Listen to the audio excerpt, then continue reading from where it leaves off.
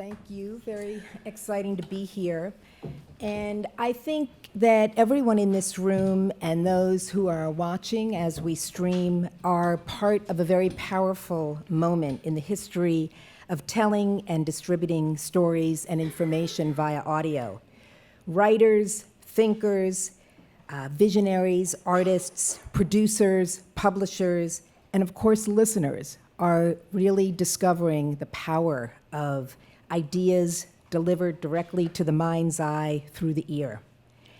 The recorded medium is becoming the first choice for discovering and developing new ideas. Not the place where writers just go to talk about what they've written, but they're beginning to choose to come and work in audio. And they're using the medium to engage and explore in new ideas. And it makes, I think about like what publishing companies were doing and what happened with American literature in the 20s and 30s and the mid part of the 20th century. It was an explosion of people defining the American experience. And then African American women moved in to take center stage and really communicate and explain what it's like to be an American. And I think that's like, it's our turn. And this is a growing marketplace. And what we want to talk about in the next 30 minutes is how to make it work best for everybody.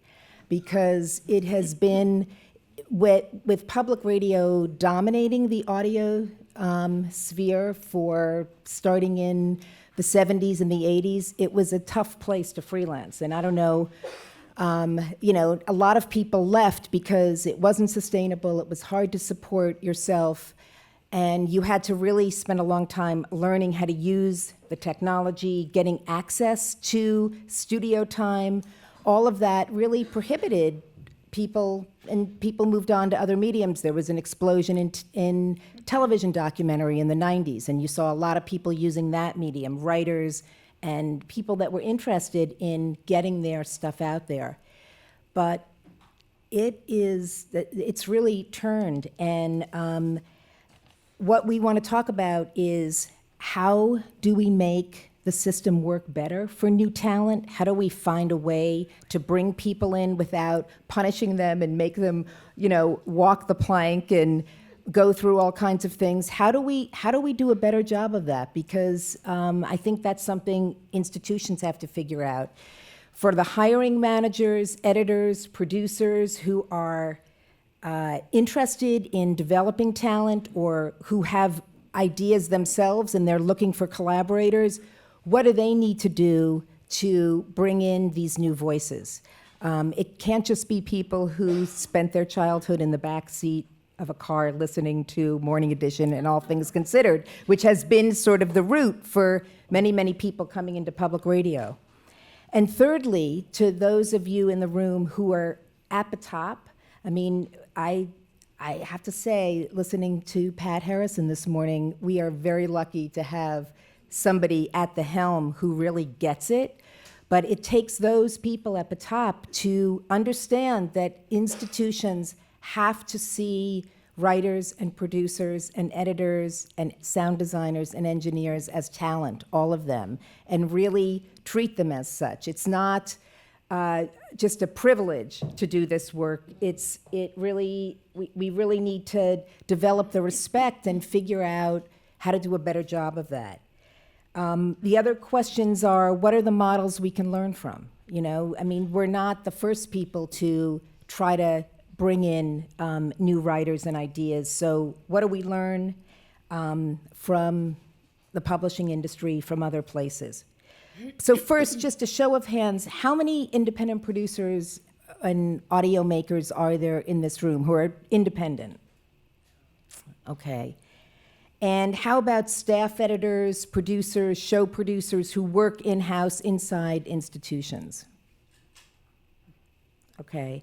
And then how many senior managers or publishers who really have control over the big picture of what gets done within these institutions? Okay. So in order to get at these questions, I want to introduce our panel. to my right is Stacia Brown, who is a writer. She's got an MFA. I mean, be working for all kinds of places, writing for all kinds of magazines, but she found her way to audio through Localore and is the writer and creator and host of Baltimore, The Rise of Charm City. And it's a podcast series that tells stories of place and memory in Baltimore City. It's produced in partnership with WEAA and is one of AIR's Finding America Localore projects. So welcome, Stacia. Next on the stage, Sue Schardt is the executive producer of Localore, Finding America, and the executive director of AIR, which is the Association of Independents in Radio. And I believe it should be /audio, which was my recommendation many years ago, but didn't happen.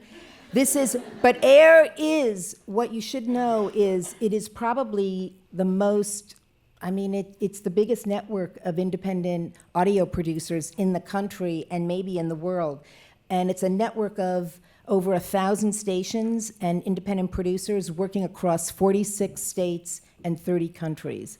And Sue has been at the helm of that and has really reinvigorated and defined that organization in many ways and started Localore, which is giving serious money to writers to really make a footprint. Sue Schardt.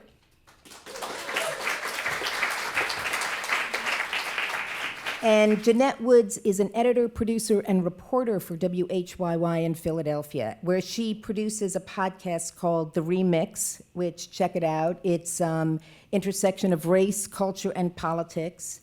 But in other words, she is one of the people, the journey people inside public media who make things happen on a day-to-day basis and are really helping and struggling with how to make this turn, how to bring in new people, how to reinvigorate old formats, how to define and just break it all open. So Jeanette Woods, welcome. Okay, so first up, freelancers. And I would say, I have been working in public media and also in commercial media for 35 plus years, and I would say there has never been a better time to be moving into this work. It's there's a lot of opportunity, but Sue, you tell me, what are you hearing from the hundreds of independent producers? What are the issues that they bring to the table and that you help them navigate? Well, I think, AIR occupies this really fantastic nexus of independent producers, all of you who are in the room, many of you who belong to AIR. The networks all belong to AIR. Stations, 20% of our membership now is comprised of station-based producers. So one of the most important things to understand is that there is a new network, and you have to work it. And understand that in order to transcend the barriers that are legacy barriers that are also being carried over into this new revolution, you have to first of all be highly attuned and aware of who your allies are and how you can work new relationships. Regardless of those of you who work inside stations, you're doing your 24/7, an hour a day job, but many of you and many of those in our network are independent in spirit and have their own enterprises. In our Localore incubator, we've intentionally established, and we have two of them here representing, we established a new network of inside collaborators, people like Jeanette, who can tell you a lot about how to navigate inside. She's with the outside independent producers, Stacia here, who's in Baltimore. Each of our independent, we have 17 independent producers, a total of 150 producers at work right now.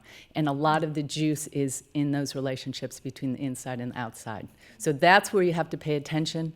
I want to also say there's a revolution. We are all talking about a talent revolution, an audio revolution. I think talent is at the core. I'm focused on talent. As women, you have to ask for what you need.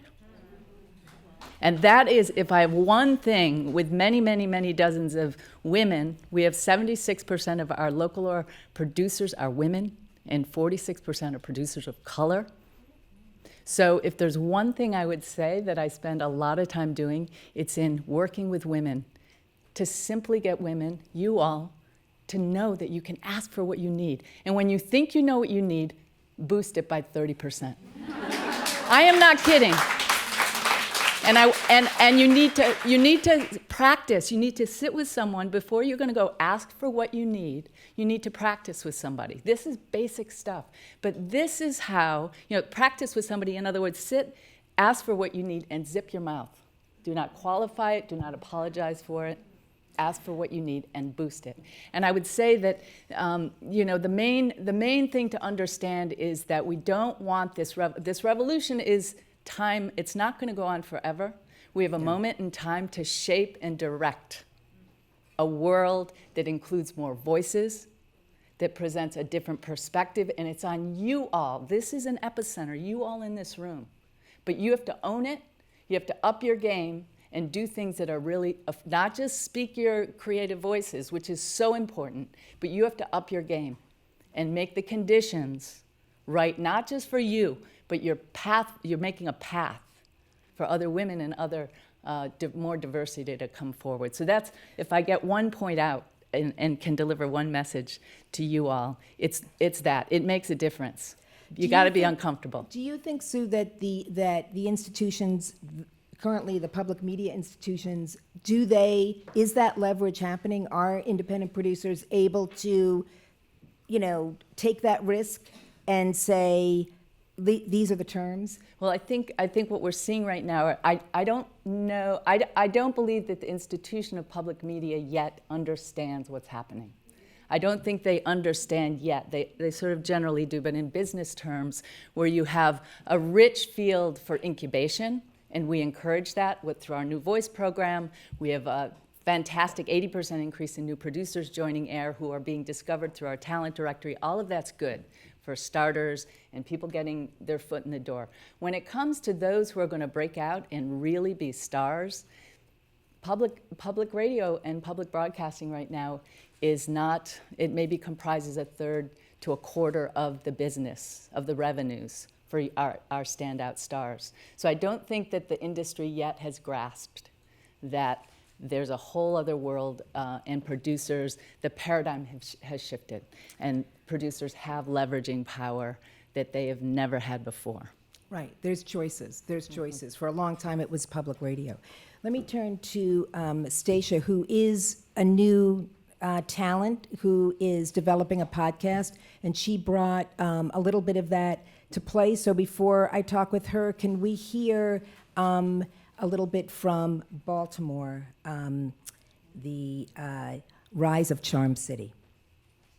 But once, I did live with nuns.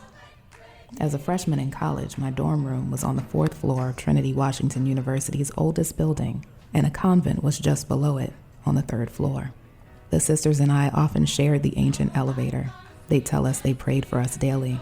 On occasion, a few of them taught our courses. The Oblate sisters, with their humor and warmth and their unmistakable amalgam of toughness and tenderness, evoked my pop culture and personal nostalgia. They're caring, contented, and fun. Take Sister Claudina, for instance.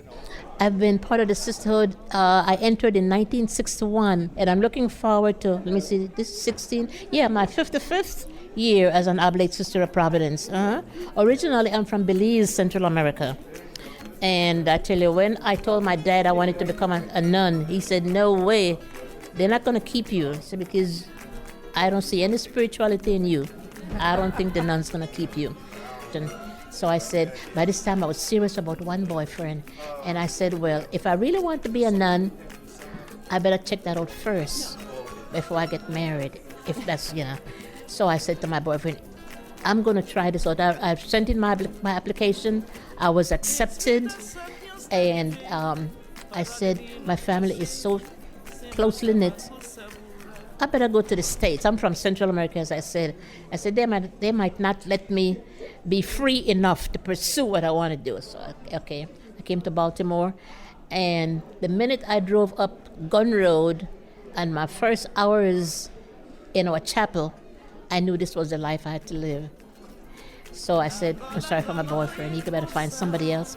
I'm for the Lord. So Stacia, tell us why did you decide to do this work in audio? Well, I got an email from someone at AIR actually inviting me to apply for local law, and there was about a week before the deadline, and I had to come up with a concept really quickly, but I pitched what I had, and they partnered. I became a finalist with another radio station, WEAA, in Baltimore, and they partnered us together. So we met up and decided that that was a viable idea. Baltimore, the Rise of Charm City is what we came up with in final, and we just went forward from there. Can you talk a little bit about what it's been like to make the transition from being a writer, being a columnist, to bringing other people's voices into your work? There are definitely some similarities. So I was a freelance writer exclusively. That was my only income for a year before doing this work. Fortunately, with local law, we are given a budget, so I wasn't used to working with a budget or collaborating with other people.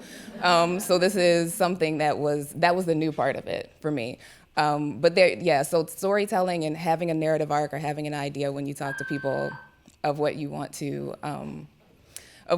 include in the story is something that was. May I have your attention, please? May I have your attention, please? This is your fire safety director.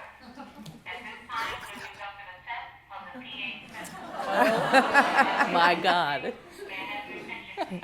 This is your fire safety director. That's awesome. We're doing a test for the fire alarm system at this time. It works. Yeah. Effective. So, yeah. Okay. All right. Well, that Test it.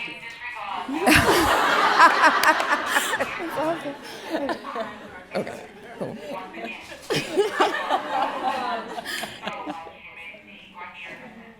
Okay. All right. Thank you. It works. Our fire marshal speaks. But one of the things that Stacia mentioned is, one of the big transitions of moving into this work is working with collaborators. Writers sit and face that paper. When you are working in audio, you face a mountain of tape and the decisions that have to be made. And I want to move to Jeanette, because you're somebody that's really working within a station to bring in new voices. Can you just talk a little bit about that, what role you play and what's important about it? And I'm the collaborator at WHYY with Finding America Local Law. Our project is called Every Zip Philadelphia, and it's headed by Alex Lewis, who's a radio producer from the area. So that's his background is radio.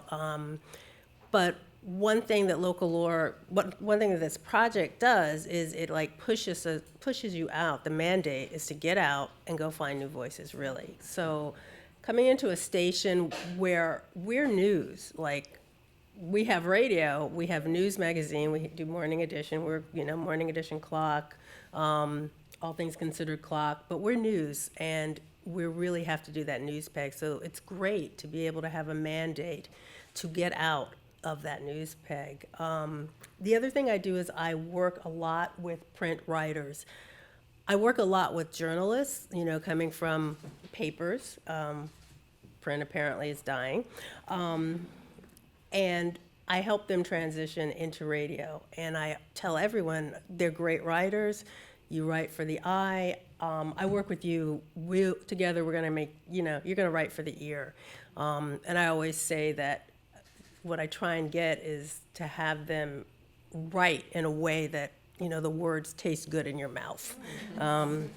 So I feel like Stacia, writers are a great resource, and what I want stations to do, my station included, is kind of broaden that out. So right now we're having great journalists who are transitioning from, legacy newspapers. But there are creative writers, there are poets, there are writers like Flash who do visual arts and combine it. And I think that's where public media has to go, because we have to get on board with kind of everything. We have to get on board with this explosion, or we're going to get blown away. And what I do is I go out into the community, and I feel like, the original mandate of public radio was there to be to represent the voice of the community. And so that's my goal. Yeah. Can I add on Yeah. one thing, to follow on, in terms of the other thing to think about in terms of your agency and what you can control is what difference are you trying to make into whom? So we have a legacy of, narrative audio journalism that's, first person. It's part of what's fantastic and dominating this new field. And to think about also ways in which, so part of what we've done, and these guys are working on, is extending the taproots down to the human level, and understand that whether you're working in public broadcasting or not, you have agency to bring forward and enlighten the world to a lot more of what's actually going on in the world, which, there's a lot of disparity. We're working with gun violence in Philadelphia. We're working with the prison systems. We're working in Anacostia.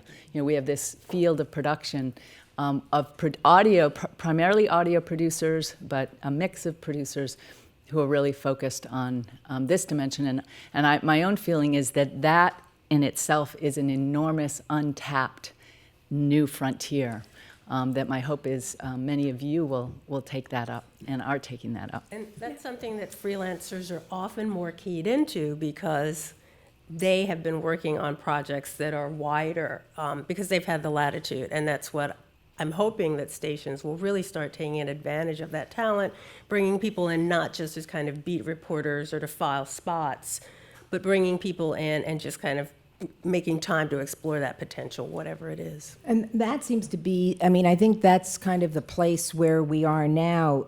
Local law is so unusual because, Stacia, you have a budget to hire a field producer and an editor and bring those resources to the stations.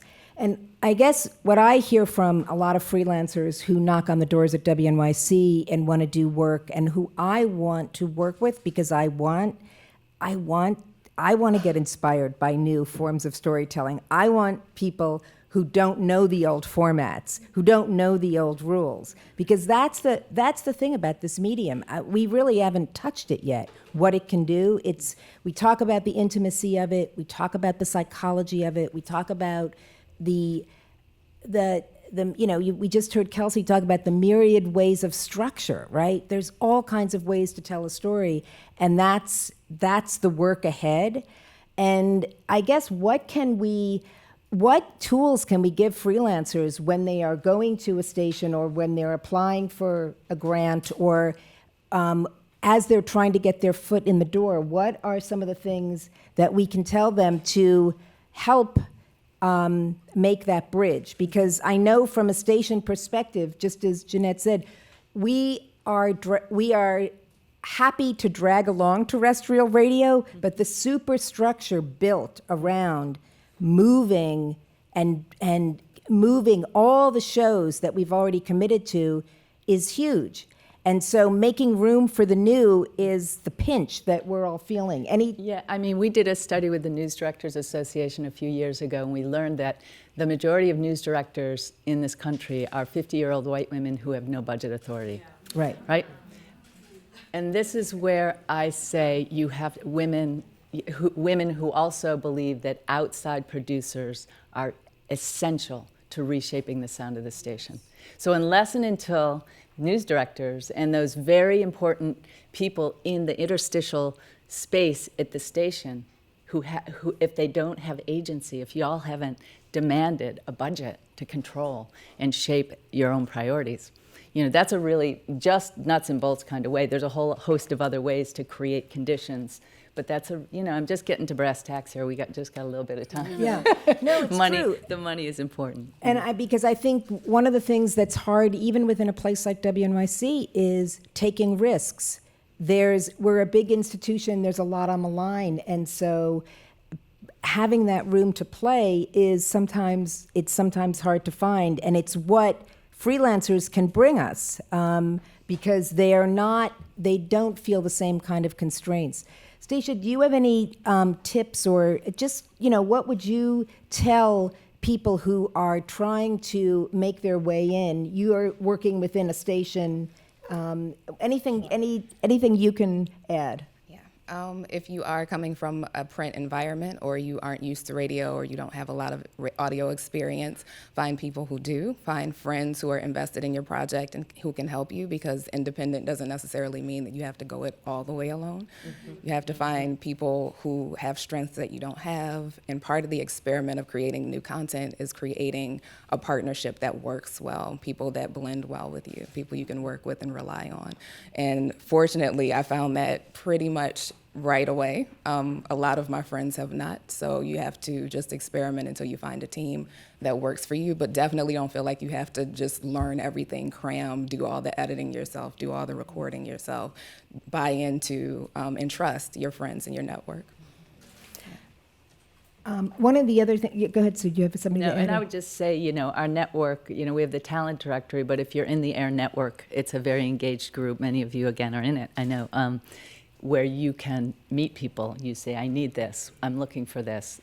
There are very few things that anyone has ever not done before. So, And it's also a great resource for stations or for anybody who's looking for collaborators.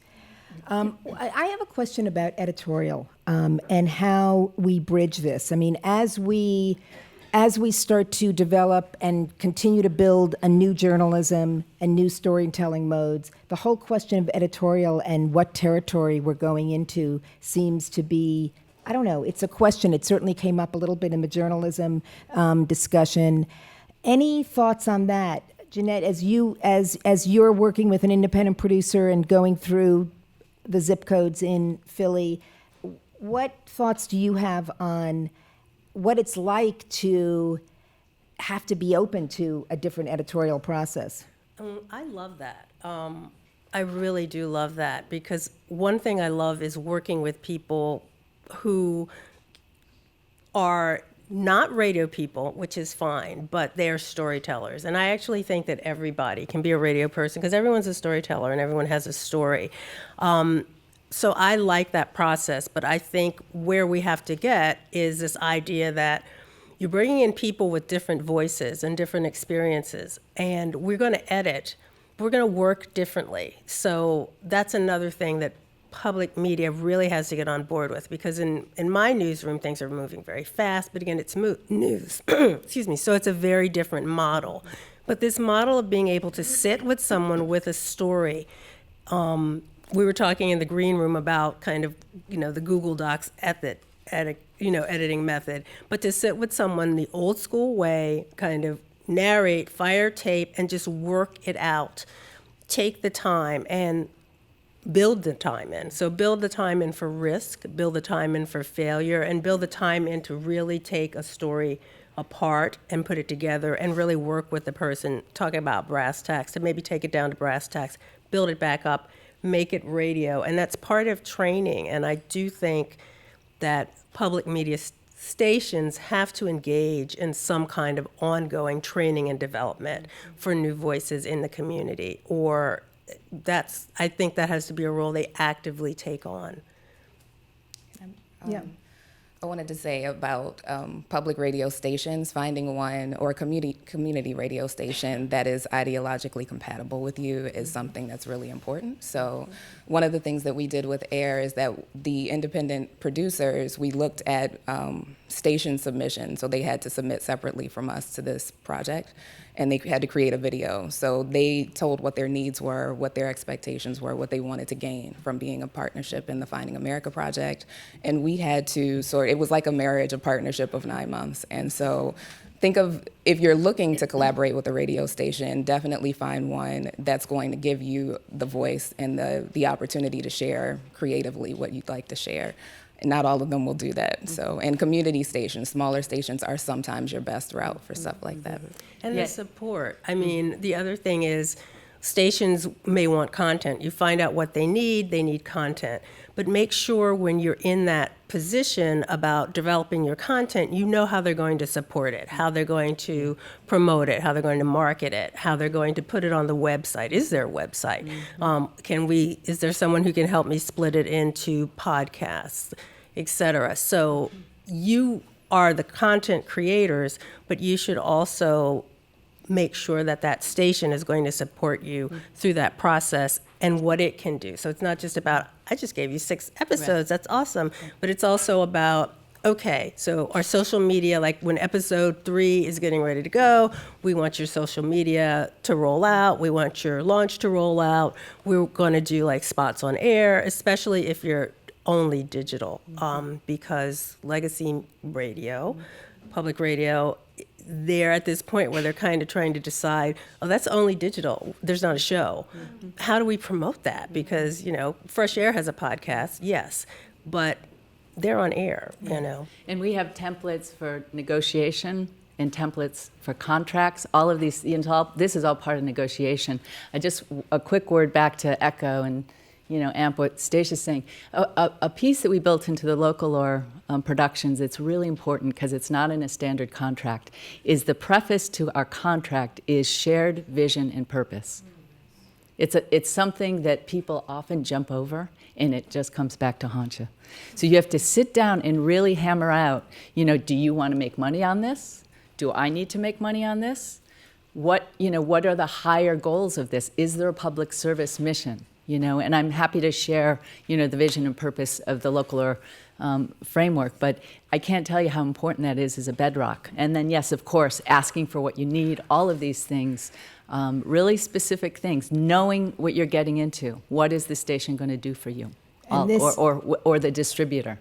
And I think this slide, if you look at it and get the websites, AIR is a great resource. Transom is also a great resource for independence. Yeah. But the thing is, this is a moment, and I think producers, certainly editors, and new talent, you have leverage, and asking for what you want and not being apologetic about it. Because men are not. Right. And knowing that it's tremendously hard work, and it's a lot of hours, no matter who's doing it, if you're in-house, if you're out of house. But seize the moment. Because this, I think together, we are going to be defining what people are thinking about. We are already helping to generate new conversations and introduce people listening to Baltimore, City of Charm. You hear, you just hear from people that are not often heard from. I've just finished working on There Goes the Neighborhood. I see my colleague Rebecca Carroll. Shout out to her great work on this. And people kept saying to us, I feel like I'm listening to New York. And it was like, meet your neighbors. Meet the people you ride the subway with. This is who we are. This is our place. And we have the opportunity to do it. And we have the opportunity to really create new formats. I just can't say it enough. We haven't touched it. I feel like we have been, there's a lot of great ways to get it across, and you all, the people who are coming in and the people who are working, let's just keep pushing this medium and keeping it exciting, and we will continue to generate audiences. And keep pushing at your stations. More and more, you don't need stations, as we were saying earlier. So don't tell anybody I told you but public radio knows that. They know that this is a time when they need to keep it fresh. Yeah. They know that. They're getting there. Be patient, but be pushy. And there's other places to work. Yeah. The commercial sector is moving in. Yep. And I think hearts and minds are willing, but when you're talking about a giant infrastructure like a station or a network, that there's just the 24/7 news sausage factory, it's just that's very difficult to be open. So, it's an environment, as Stacia's saying, where a lot of times it's smaller stations. There are different places where you can make an entree. But I would also say local, we're hearing it here, but local and what's happening up your block is an incredibly rich frontier for just staying right there, storytelling. It's amazing. You know, I hope you can visit our meta site, findingamerica.airmedia.org. It's extraordinary. That's where all 15 productions, seemingly disparate productions, from the streets on up into multimedia, you can experience a lot of the power of local taproots, which you all have. And there are common themes that just kind of emerged organically from all of these projects across the country. Just everybody kind of has the same stakes.